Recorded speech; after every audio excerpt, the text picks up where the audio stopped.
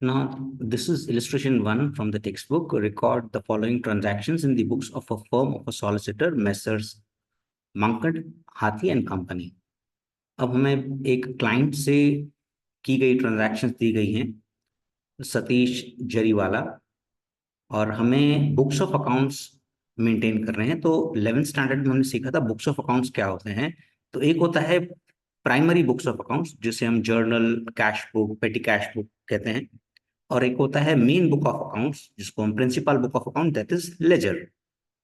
तो हमें इसमें वो एक्सपेक्ट कर रहा है कि आप कैश बुक बनाइए, पेटी कैश बुक बनाइए एंड लेजर बनाइए। तो सबसे पहले हम प्राइमरी बुक्स ऑफ अकाउंट्स बनाते हैं। तो इट इज बेटर आप भी लाइंस ड्रॉ करें और साथ साथ करते रहें, बिकॉज ये थोड़ा टिपिकल सम है। अब हमने कैश बुक बना दिया। डेट, रिसिट, बैंक कॉलम है। ऑफिस और क्लाइंट्स, मतलब जो क्लाइंट्स हमें पैसा देंगे वो क्लाइंट के अकाउंट में जाएगा, और जो हमारा पैसा है वो हमारे अकाउंट में रहेगा। और वैसे डेट, पेमेंट, ऑफिस और क्लाइंट, मतलब ये बैंक कॉलम है, एक ऑफिस का और एक क्लाइंट का। और पेटी कैश बुक शायद आपको याद नहीं होगा, फॉर्मेट 11th स्टैंडर्ड में हमने सीखा था। करेक्ट, ये आपके रूल पेपर्स हैं, ये लाइंस हैं। Receipts, date, payment, voucher number, total payment, फिर सैलरी, रेंट, हमारे पेटी एक्सपेंसेस होते थे, एलएफ, फिर क्लाइंट्स डिसबर्समेंट। क्योंकि इसमें पेटी एक्सपेंसेस हैं, इसीलिए हमने पेटी कैश बुक बनाया। तो ये अब हम सबसे पहले बना रहे हैं प्राइमरी बुक्स ऑफ अकाउंट, जिसमें कैश बुक और पेटी कैश बुक। तो अभी हम सम रीड कर रहे हैं। Receive ₹5,000 as deposit from Satish against his matter. Satish हमारा क्लाइंट है, उनके डिफरेंट मैटर्स हम लोग उनको सर्व कर रहे हैं, कि हम सॉलिसिटर हैं तो उनका हो सकता है लिटिगेशन हो। ₹5,000 उसने मुझे दिए हैं हमारी फर्म को। तो अब हम कैश बुक में रिसिट साइड लिखेंगे, date March 1 to Satish Jariwala. अब उसने स्पेसिफाई नहीं किया है किस मैटर के लिए दे रहा है, तो हम क्लाइंट के अकाउंट में लिखेंगे।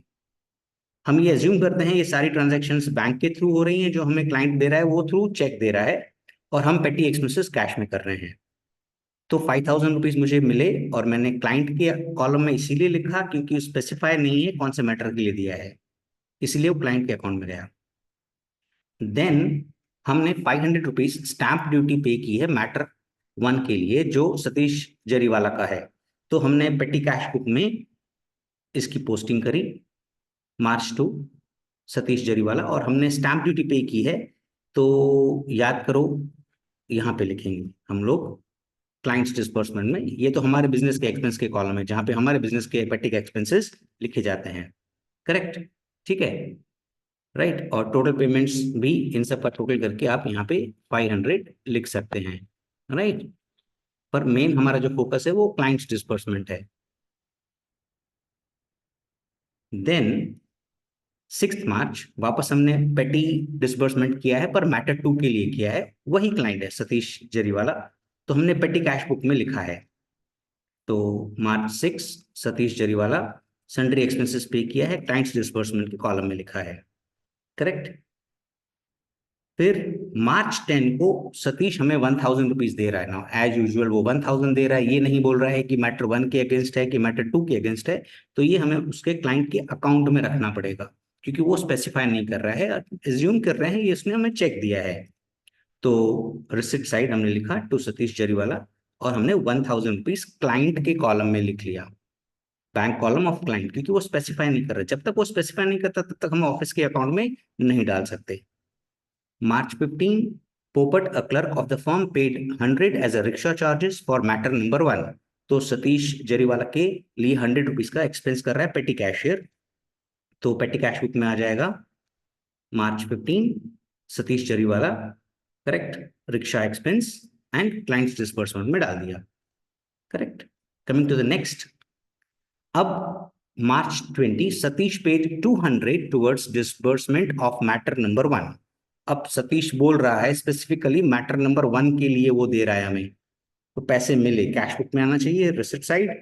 अब क्योंकि वो स्पेसिफाई कर रहा है कि ₹200 हमें मिले हैं, तो इसीलिए मैं टू सतीश जरीवाला लिखूंगा, बट ऑफिस के कॉलम में लिखूंगा, क्योंकि वो स्पेसिफाई कर रहा है कि हम मैटर नंबर 1 के लिए दे रहे हैं। तो कोई भी क्लाइंट जब हमें पेमेंट करेगा स्पेसिफिकली, तो वो ऑफिस के कॉलम में आएगा, अदरवाइज वो क्लाइंट के कॉलम में आएगा। अब हमने बिल रेज किया है, क्योंकि मैटर नंबर 1 क्लोज हो गया है तो कंप्लीट हो गया, तो हमने बोला भाई हमारी फीस 9,000 रहेगी। अब एक्चुअली बिल बुक बनता है, सॉलिसिटर्स बिल बुक बनाते हैं, तो वहां बिलिंग होगी, वो मैं आपको लेटर ऑन दिखा दूंगा कि बिल बुक कैसे बनता है। Coming to cash book part and petty cash book part, अब सतीश ने 9400 टुवर्ड्स बिल, हमने क्योंकि मार्च 25 को बिल रेस किया, अब उसके अगेंस्ट फाइनली 9400 रुपीज उसने मुझे दिए फॉर मैटर नंबर 1। अब वो स्पेसिफाई कर रहा है, नाउ एज यूजुअल अगर क्लाइंट स्पेसिफाई कर रहा है किसके लिए पेमेंट हो रही है, तो it will come on the receipt side in the office column, correct, to Satish Jariwala 9400।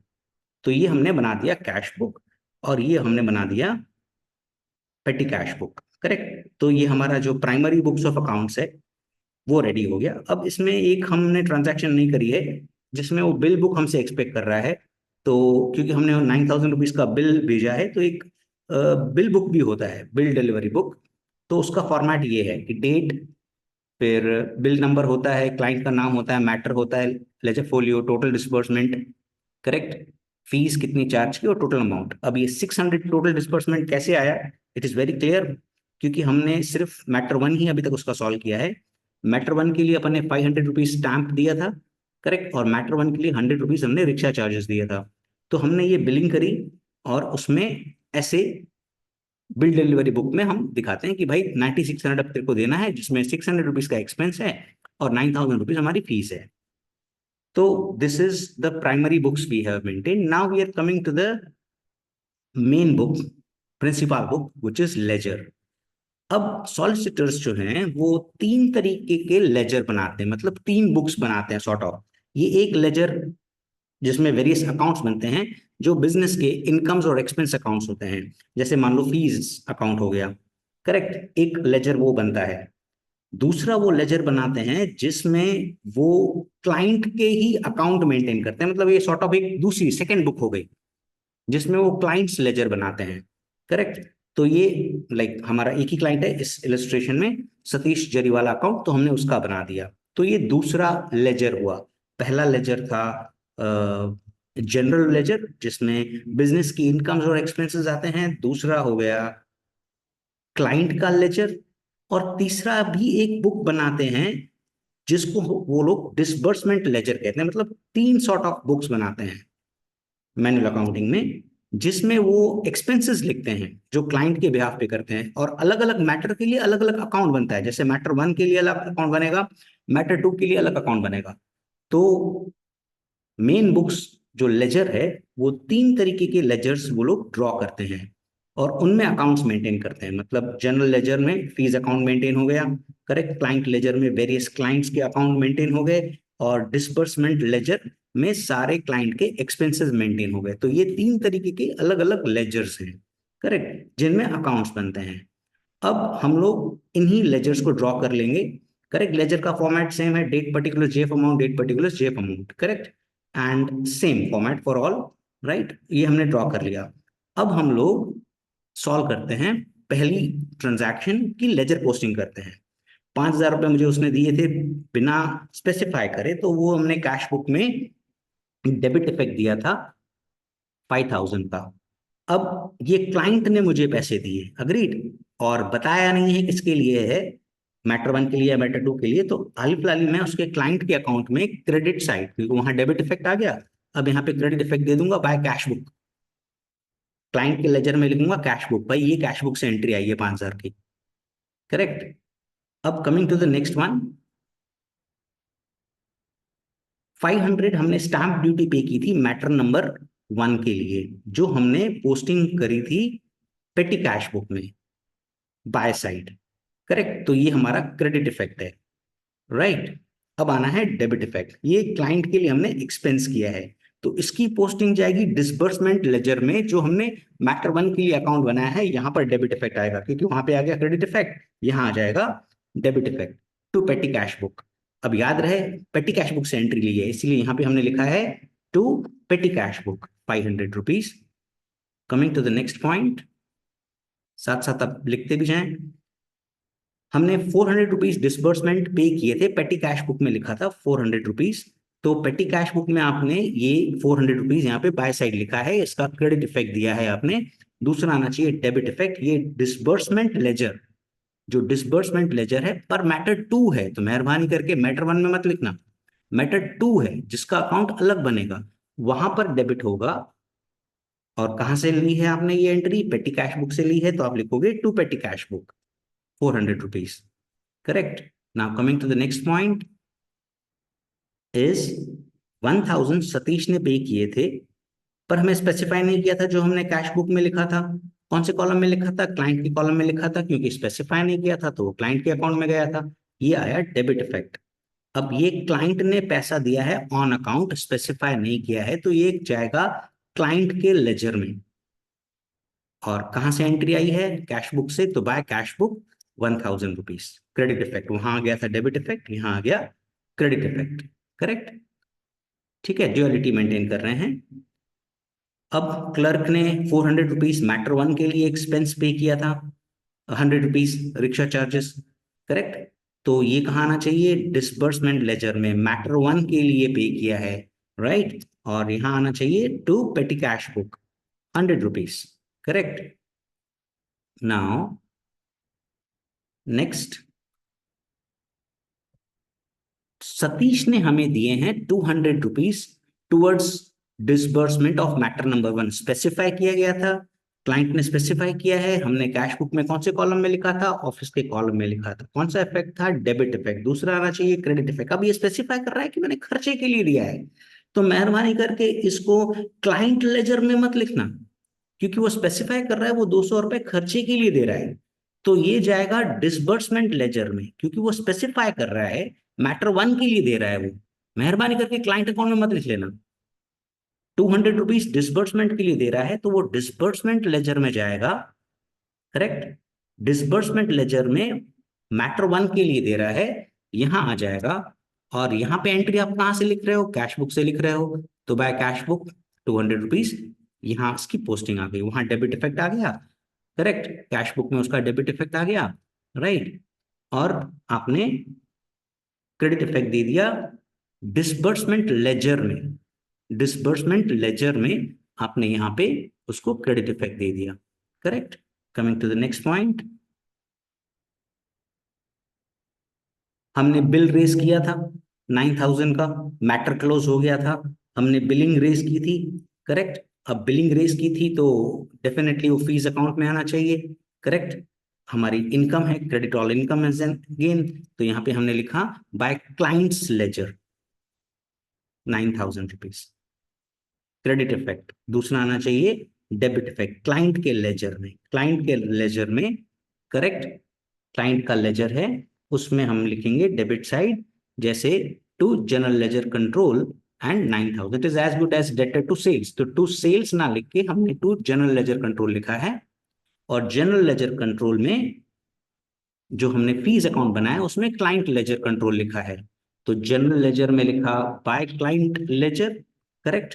And client ledger में हमने लिखा टू जनरल लेजर, कि ledger to ledger, book to book कहां से एंट्री पास हुई है वो हम दिखा रहे हैं। 9000 रुपीज का जो बिल रेज किया था हमने, बिल डिलीवरी बुक में लिखा था फीस का 9000 है। करेक्ट। अब मैटर क्लोज हो गया है, मैटर नंबर वन क्लोज हो गया है, तो जब भी मैटर नंबर वन क्लोज हो जाए तो उसका डिसबर्समेंट अकाउंट बंद कर देने का। करेक्ट। तो हमने उसका डिसबर्समेंट अकाउंट बंद कर दिया। भाई अब तेरा 600 रुपये खर्चा किया, 200 रुपया तो तूने दे दिया था, स्पेसिफाई कर लिया था, अब 400 रुपये तेरे को देने हैं, वो हम क्लाइंट लेजर में डाल देते हैं कि भाई 400 रुपये तुझे और देने हैं, मैटर वन के फीस तो तूने दे दी, 400 रुपये और देने हैं, तो ये क्रेडिट इफेक्ट आ गया। अब डिसबर्समेंट लेजर में आपने लिखा है बाय क्लाइंट लेजर, तो क्लाइंट लेजर में आप क्या लिखोगे? To disbursement ledger. Correct. And 400 rupees. ठीक है। फिर अब coming to the next point, 9400 rupees उसने पे किया था स्पेसिफिकली मैटर वन के लिए, जिसका डेबिट इफेक्ट आपने दिया था ऑफिस के बैंक कॉलम में 9400, डेबिट इफेक्ट। दूसरा आना चाहिए क्रेडिट इफेक्ट, क्लाइंट ने पेमेंट करी है, तो क्लाइंट के लेजर में। करेक्ट। 31 मार्च बाय कैश बुक 9400। ठीक है। अब हमने सारी ट्रांजैक्शंस रिकॉर्ड कर ली, करेक्ट। अब हम अकाउंट्स बंद करेंगे। तो आप कोई भी अकाउंट बंद कर सकते हैं, जैसे फीस अकाउंट एक नॉमिनल अकाउंट है, और नॉमिनल अकाउंट कहाँ ट्रांसफर होता है? प्रॉफिट एंड लॉस में। तो to profit and loss account में ट्रांसफर कर दिया 9,000। फिर आप क्लाइंट्स लेजर में जाएंगे, जरी वाला अकाउंट बंद करेंगे। 15,400 क्रेडिट साइड बड़ा है, goes this side, correct. Difference is to balance CD 6,000, correct. अब डिसबर्समेंट लेजर में जाएंगे तो मैटर 1 तो क्लोज हो चुका है, मैटर 2 क्लोज होना बाकी है, करेक्ट। तो उसका बैलेंसिंग करेंगे बाय बैलेंस CD, करेक्ट। तो ये हमने बना दिए प्रिंसिपल बुक, यानी मेन बुक भी बना दिए, लेजर भी बना दिए, करेक्ट। और जैसे मैंने बताया था 3 तरीके के लेजर होते हैं। एक जनरल लेजर होता है जिसमें इनकम एक्सपेंस अकाउंट्स होते हैं, क्लाइंट लेजर होता है, वेरियस क्लाइंट्स के अकाउंट होते हैं, और एक डिसबर्समेंट लेजर होता है जो क्लाइंट के खर्चे करते हैं। तो ये 3 लेजर अब हमने बना दिए। अब अगर आप क्वेश्चन को ध्यान से देखेंगे तो वो एक और चीज पूछ रहा है, also show how they would appear in the profit and loss account for the year ended 31 March 23 and the balance sheet. तो हमें फाइनेंशियल स्टेटमेंट्स में ये चीजें कैसे दिखेंगी, P&L में और बैलेंस शीट में, वो हमें दिखाना है। तो that's the last part, effects in the final accounts of the firm. तो प्रॉफिट एंड लॉस अकाउंट का एक प्रोफार्मा बना दिया हमने 2-4 लाइन का, करेक्ट। उसमें क्रेडिट साइड हमने फीस अकाउंट लिख दिया, 9,000 हमने फीस रेज करी थी। और बैलेंस शीट एज ऑन 31 मार्च, तो हमने बैलेंस शीट का फॉर्मेट बना लिया। तो बैंक बैलेंस क्लाइंट का 6,000 रुपए है, जो आपने ये लिया था कहाँ से, ये बैलेंसिंग जब करेंगे, करेक्ट, ठीक है। तो 6,000 रुपीज क्लाइंट का बैलेंस पड़ा हुआ है, ये आपका एसेट है, करेक्ट। तो यहाँ पे आपने लिख दिया।